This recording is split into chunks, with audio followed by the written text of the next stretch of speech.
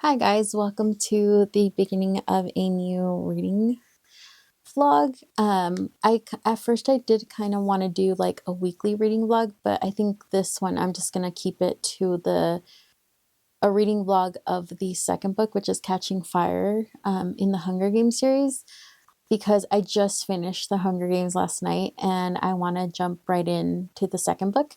Like I mentioned, this is a reread, but I did read them about 13 years ago, so there's a lot of the small details that I do not remember.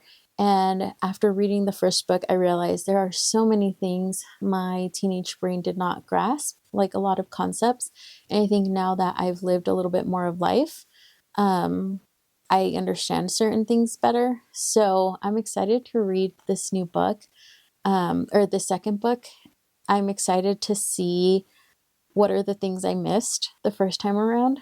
And yeah, it's it's been a good time. By the time this video is up, the first one is also up, so you can go ahead and see that if you want to see my live reaction to the first book. And I'm excited, honestly, also to see all the symbolism that's going to be hidden in this book, because there was so much gentle, or like I call it quiet, but it's mainly just like gentle symbolism that was in the first book, like certain flowers being appropriate for certain scenes and stuff like that, that I found very, it felt kind of like little hugs in the middle of all the chaos to me. So I'm excited. Whenever there's something that I deem to stand out, I'll hop on here and I'll fill you guys in. All right, see you guys in a bit. Hi guys, so we are having a little change of scenery. We are in my backyard because the weather is finally starting to get better. So we are gonna be doing the reading update out here. So the first thing that I noted was that I appreciate how the book starts off not right away like where the first book ended, but it starts off close enough to the events where it just feels like it's just picked right up, but it actually begins right before the next tradition of the Hunger Games, that the next capital tradition after the Hunger Games are over, and that is the district tour and all that. So I really appreciate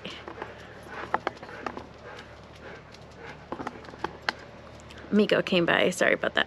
I really appreciate how Suzanne Collins really just included what is necessary, I guess. Another thing that really stood out was that Katniss mentions fairly quickly in, I mean, it's the first chapter, how she misses her old life, because in her old life, she knew where she fit in, like she knew her place in that old life.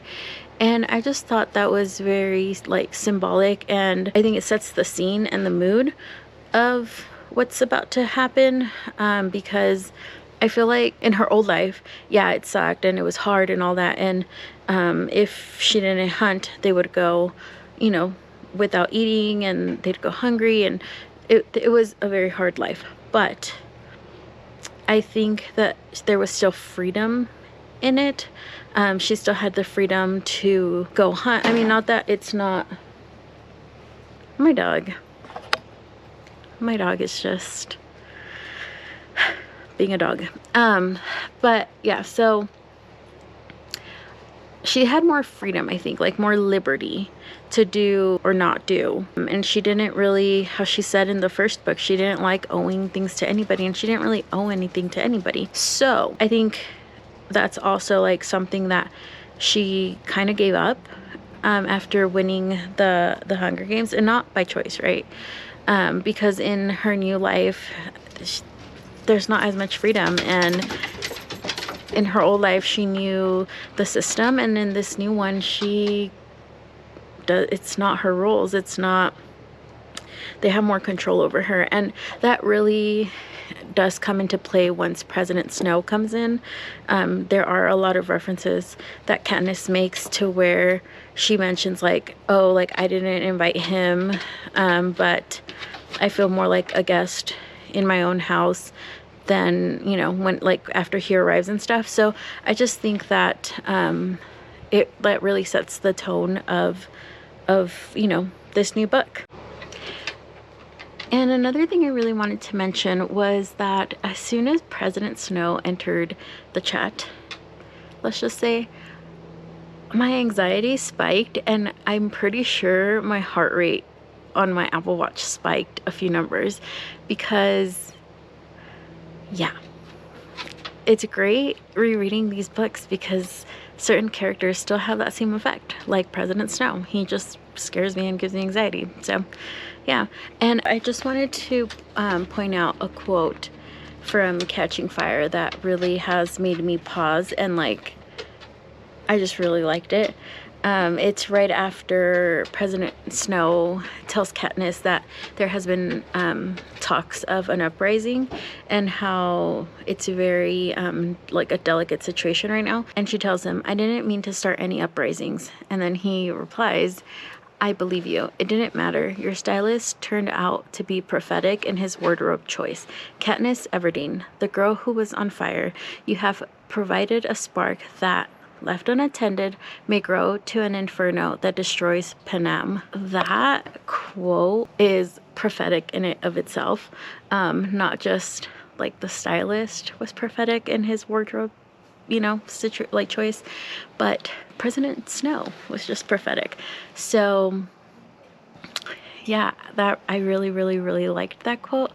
So I just wanted to hop on here and share that with you guys. And so far I'm enjoying my reread of Catching Fire. So I'll talk to you guys probably a little bit later on, or tomorrow.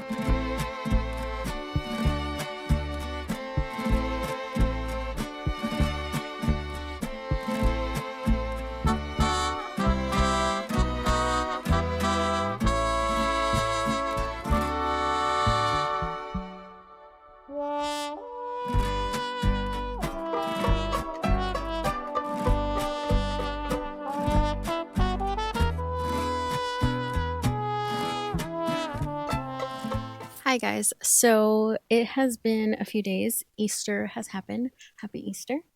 And I am still reading Catching Fire. So I'm not sure exactly where I left off in the last update. And by the way, I did cut my hair. I don't know if you can notice. And there is so much gentle symbolism in this book again. And one of my favorite gentle symbolism that happens is right after President Snow leaves Katniss's house. She remembers holding like this cookie with a tiger lily on it that Peeta decorated, and how she like unknowingly crumbled the cookie because of like her anxiety and like her anger and fear, I guess. And the tiger lily represents or symbolizes resilience and courage, and its tall, sturdy stems and bold, vibrant blooms embody strength in the face of challenges, which I think is symbolized as both. I think it is symbolized as like that courage and stuff, but then her crumbling it kind of symbolizes how she does not feel encouraged, and she does not feel bold, and she's not embodying strength at that moment because she is full of anxiety and fear for those for those who she loves. But as we keep reading, she is like a tiger lily, isn't she? And another thing that I really, really liked about in this book is, I think it is because of what she went through in the first book, in the Hunger Games. She does acknowledge her mom's depression and like the struggling that her mom went through after her father died. And although she still doesn't agree with her mom checking out, I think in a way she kind of has a little bit of empathy for her mom. And I really, really like that, because I think reading it as an adult, I did find it a little bit unfair that she did get that upset with her mom in the first book, but I understood also like her perspective. And she does mention in this book how depression hits people differently. And yeah, I mean, it really does. And I really love that Suzanne Collins really, really took that moment to show that empathy from Katniss, because Katniss has to protect her feelings a lot, and like how she, like her actions and stuff, like how she comes across and stuff. So I really, really like that. And I also have to admit, I don't remember, I feel like most of this book, I can't remember exactly, like I can't differentiate of the events that happen in the second book from the third book in my brain at this point. So it kind of feels like I'm reading this book for the first time, but I know the ending, if that makes sense. Um, so it's been a great experience. It's been fun. One of the things that my friend, we were texting and she told me, was that in this book, we know more about Haymitch's games and kind of what he went through and stuff. So I'm excited to read that because I don't remember, and then later on read Haymitch's book. I am taking notes of things that kind of stand out to me that are referenced so far in the book about Haymitch. And one of them is that he outsmarted his opponent and he was the victor of the second quarter quell, a special edition of the Hunger Games. And in this one, the Capitol requested double the tributes, so 48 instead of 24, and he won. So he outsmarted 47 people. I don't know, like it's just kind of amping up his book now. At least that's how I feel. So I'm excited to read it, but also kind of excited to see kind of what was, again, foreshadowed in these books. And then another note I did add was that Katniss questions if he stayed single on purpose so that he didn't have to go through the pain. So I'm eager to see like what his storyline is and why he is single or he stayed single. I'm sure it's going to be something traumatic. Those were my notes from a few weeks ago. And then the next notes are the ones I took today. And I have read a lot more without kind of pausing because I noticed that I was kind of going into a little reading slump every time I had to like pause to take a note. And again, nobody's making me do this. I'm doing this all on my own and to myself. So I decided to just kind of read a chunk and then write notes as I remember them. So right now, according to Goodreads, I'm at about 46 or 42%. And then also the Capitol just continues to not take things seriously. Like the people in the Capitol, they are so oblivious. Like with the whole Mockingjay thing, like they just kind of took it as like a fashion statement and a trend. And it kind of just goes along the lines still of like the Capitol people just kind of being fed, not just literally, but also like mentally, you know, like what they think and what they do. They don't really think for themselves. And I don't know, like that just kind of got me thinking that like, because they're all trying to be so different, but if everybody is so different all the time, isn't that just the same thing as the same? Like if everybody's just extravagant in their own individual way, isn't it just the same? They're all just being extravagant. That kind of stood out to me, I guess. And then this is where things kind of get a little foggy in my brain. And I don't remember if they actually go into the next arena in this book or the next book. So the pocket watch that the head game maker pulls out that flashes that Mockingjay and he tells her like, don't tell anybody type thing. I remember the next arena and I remember, I don't know if that is tied to that or not, but I know that there has to be a significance, but I don't remember what it is. So I guess we'll figure it out together. But that did stand out and I did make a note of it, but I don't really remember why it's important. And the whole situation with the ladies that she finds in the abandoned cabin, how the Mockingjay symbolizes a whole other thing in the rest of the districts compared to the Capitol. Yeah, that was, I don't know, like that made me pause when I was reading because, you know, like again, the Capitol is just kind of fast fashion. It's the latest trend. Nothing really behind its symbolism or anything. It's just the winner wore it, so therefore they have to have it. Whereas in the district, that is the sign of like rebellion and that is the sign of like we're on the same team. And I thought that was so cool. And I don't remember that from the first time I read it. So reading that feels like the first time. And yeah, I really enjoyed it. I know Katniss still doesn't get it, but I'm excited for when it finally clicks. Those are my thoughts. Right now, my husband is making some coffee. So we're going to have an afternoon coffee. And I think you can see it back there. I'm going to be putting the dirt in for my flower bed garden thing that I'm doing. I don't know what I'm doing. I just bought like the wildflower mix and I'm just going to hope for the best. So yeah, you'll probably see that in the next clip. And I'll continue reading and I'll update you guys later.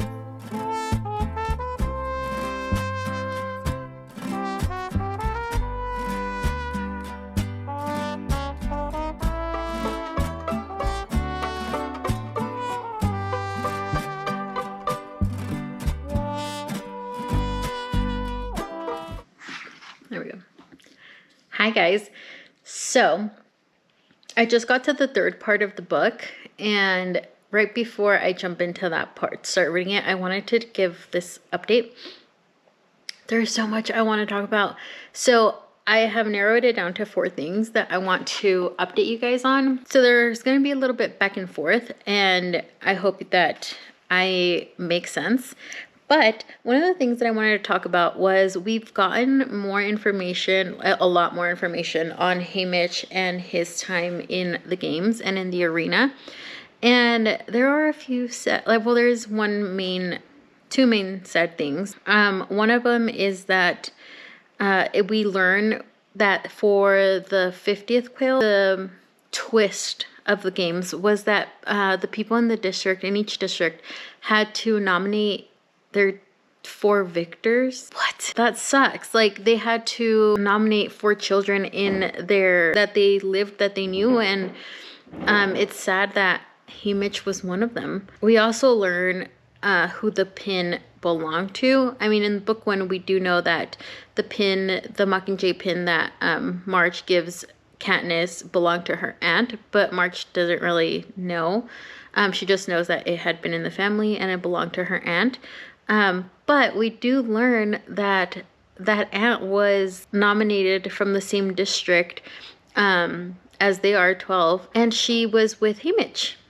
She was one of the tributes along with Haymitch, and we learn the importance of that pin, right? It belonged to her. And yeah, I mean, that was a little bit shocking because I didn't remember. That's the thing, I don't remember a lot, if not most of this book, apparently. I don't know, but it feels like a lot of what I'm reading is new. And we also learn how it was that Haymitch outsmarted everybody in the arena, and he kind of outsmarted the Capitol too. So there was a force field in the arena, and Haymitch found it and he used it to his advantage. And that is how he ended up winning the Hunger Games, was with that force field. So Katniss, when they discover this, Katniss starts laughing because she thinks that, it's kind of the same as like her and Peeta with the berries, that they do outsmart the Capitol, and that is how they end up winning the games, which, yes, but I think Katniss did it a little bit more personal, whereas Haymitch didn't. He just used it to his advantage. But I feel like Katniss and Peeta doing the whole berries thing, it was a more direct outsmarting the Capitol. And another thread, I guess, in this book that that has kind of stood out to me is they're talking about the quarter quell, and Katniss says, I hear President Snow's voice in my head. On the 75th anniversary, as a reminder to the rebels that even the strongest among them cannot overcome the power of the Capitol, the male and the female tributes will be reaped from their existing pool of victors. And then she goes on to say, yes, victors are our strongest. They're the ones who survive the arena and slip the news of poverty that strangles the rest of us. They, or should I say we, are the very embodiment of hope where there is no hope. And now 23 of us will be killed to show how even that hope was an illusion. I really liked how she points that out. Like, the victors were the illusion of survivors, and now the Capitol is also taking that away. And I think that also, the Capitol is trying to do everything in its power to not have all these uprisings, but by them doing that, I feel like it is triggering the uprisings more, because once that illusion is gone, especially in the lower districts, it's gone. What else do they have to lose, type thing. And I think the people in the Capitol, they still don't see this, like they're still oblivious to it. So with, calling the victors back for this Hunger Game, it also obviously includes Peeta and Katniss, as we know, and the Capitol people are very much involved and invested, I should say, in the love plot, right, of Peeta and Katniss. And it's funny how, like, what ends up grabbing their attention is, it has nothing to do with, like, the reality of things. Because, again, Katniss and Peeta's relationship is you know, a mirage, right? Like it's not real, but the capital people think it is, and they're convinced it is. So I just find it like interesting how they end up falling for that, and what causes them to kind of question things, or is through that lie and not the reality of like they're being controlled. Anyways, I hope that makes sense. But there is another line on page 256. So this is after the whole thing with Katniss's wedding dress. She's already off the stage, and Peeta goes up and he drops pretty much the bomb. And this is something that I feel like summarizes this book and like the point of this book, where it says there, he's done it again. Dropped a bomb that wipes out the efforts of every tribute who came before him. Well, maybe not. Maybe this year he has only lit the fuse on the bomb that the victors themselves have been building, hoping someone would be able to detonate it. Perhaps thinking it would be me in my bridal gown, not knowing how much I rely on Cinna's talent, whereas Peeta needs nothing more than his wits. As the bomb explodes, it sends accusations of injustice and barbarism, and cruelty flying out in every direction. Even the most capital-loving, games-hungry, bloodthirsty person out there can't ignore, at least for a moment, how horrific the whole thing is. And I think that is, to me at least, is like the point of up until like of this book, of what we've read, of, you know, finally something triggered everybody, including all the capital people, to question everything. And I just love that. I thought she said it beautifully. Suzanne Collins wrote it beautifully. And the analogy of the bomb, of like, it wasn't literally a bomb, but like, you know, it was emotionally one apparently. So good. And also now going back to like Katniss's gown, amazing. Cinna was amazing. He thought of every little detail, and it was just the way I pictured it in my head was beautiful. So I love it. I have also read What Happens to Cinna, so that's sad. But I feel like it was like a purposeful death. And that brings me to my last point. On page 244 in this book, Katniss brings up again what Peeta had said in the first book, that I love, of like the game's not changing him and not creating him into a monster that he's not. And she again mentions how back then when he said it, she didn't realize what he meant, but now she does. And what I love about this book and how she says it is that she not only sees what he meant, but she also agrees with it. She's gotten to a point where she is going to join him, and if she goes out, she's going to go out fighting, and she's going to go out fighting for what she believes. And it's just perfect. She's going to go out fighting, and I think that also kind of represents Cinna. He saw what most of the capital people don't see, and he went out fighting. He went out designing that dress. He knew that if he did what he was going to do, that was going to be his end, and he did it. And I admire his character for that. And yeah, so I think that just kind of ties in with him as well. Like, he went out fighting, he went out practicing what he believed. And I think that's kind of how also Katniss is starting to see things, that if she goes out, she's going to go out fighting. And I think Peeta, he understood this from the beginning, where he said, like, he doesn't want to change, you know, and I think he also had made up his mind of, like, if that means I lose my life because I'm not going to do what they don't want me to do, then that, like, so be it. But also his point was to protect Katniss, and it still is. So good. I don't know. I don't remember all these things from the first time I read this, so all of this just feels like I'm rereading this, or I'm reading this book for the first time. But I just started part 3, and from here on out, I remember everything that happens, like all the major points that happen. I'm excited to read that again because I feel like I have a better grasp on the story now. And like all these other little like smaller points that Suzanne Collins is making, and I'm excited to read what happens next and see how it changes from the first time I read it, if that makes sense.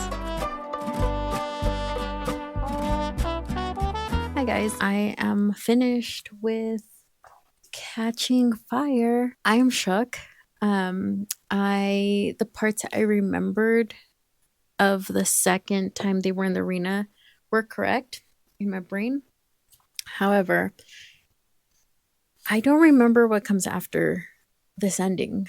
I know I did read the third book, and I have read, spoiler, I have read the first chapter in the next book, and I vaguely remember what's gonna come next, but honestly, I don't. I'll talk more about that, I guess, in the next vlog. But Catching Fire, the major points is everything I remember it to be. But this time there was so much more. When I was younger, I did not really pick up on a lot of the political stuff, I don't think. I mean, I'm sure I did, but it obviously not enough for it to have a lasting effect on me. But I do remember the major things, and like the arena being a clock and all of that. But can I just say I love this book? I have to admit that I think I like this book more than The Hunger Games. I loved that The Hunger Games, everything was new and we were kind of learning with all the characters and stuff. But in this one, I don't know, like there's just so much more world building and political building. And that is my jam. I love all of that. I personally really, really, really loved this book. There are so many thoughts that I have towards the ending or part 3 of the book. One of them that I noted, and I had started noticing towards the end of the last update, but one of the things that I noticed that Suzanne Collins is just amazing at creating is the tone. Like she sets the tone perfectly, the mood, the like everything. Right before Katniss goes up to the Hunger Games, like in the preparation of going into the arena again, I felt so rushed. Like I feel like everything was so rushed, but I do think that is the point that she was trying to make. They were like the Capitol or Snow was trying to get Katniss into the arena to off her pretty much so that the uprisings were, you know, they would die down, because he knew if Katniss was gone, the uprisings would probably and most likely slow down. So he was just trying to do everything in his power to just get her into the arena. And I felt that, like in the writing, the tone, like I said, it just felt rushed. And I had to like pause reading a few times because I just like my anxiety was a little bit triggered. Like I would start getting heart palpitations because I just felt like, oh my God, oh my God, oh my God. Like it's just, you know, everything is happening so fast. And I kind of felt like Katniss, like she could hardly catch her breath, you know, like what happened to Cinna, and right before she goes up, and it just all of that was just you know. And then I do have to say that Nuts and Bolts have my heart. They have my heart. Anything, they will always have my heart. The whole tick tock, oh, perfect. I do remember that from when I first read it, and rereading it again was just, it was just so comforting. I think rereading, you know, her parts and stuff. And I remember like the whole arrow to, you know, at the end. And I remember it was also an act of rebellion, but I didn't grasp the significance. I didn't remember, not grasp. I didn't remember the significance.